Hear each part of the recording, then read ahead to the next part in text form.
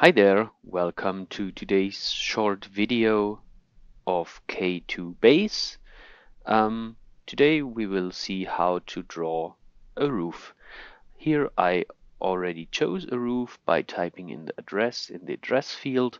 I also put my values in the other fields. So I can go to roof, and here I click the plus button to add one roof. In this case, we have a gable roof. In other cases, we would just choose the other roof forms. So this is rectangular, and I have tiles on this roof. Then I go to add, and I start to draw the eaves here. And important is that I release the mouse button after clicking, because otherwise I will just move the satellite picture. So I click and I release the button, then I move the mouse, and then I click again when I have my eaves, and then I move the mouse again to finalize my roof shape. Now I can add the roof, the building height, the roof pitch, and the rafter spacing.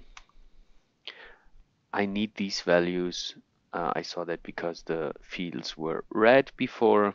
Now they are not red anymore, so I can also add the other values, but these three values were absolutely necessary.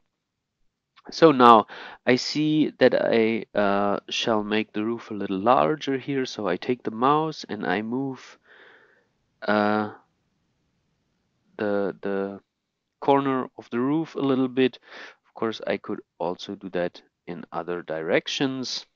And as a third option, I can go to a 2D view and altering the roof size by just typing in a specific value here. Then I can decide if the change has to take place on the right side or on the left side or on both sides equally. And of course, I can also do that for the roof width here. Yeah, that's it. I hope you enjoyed. See you next time.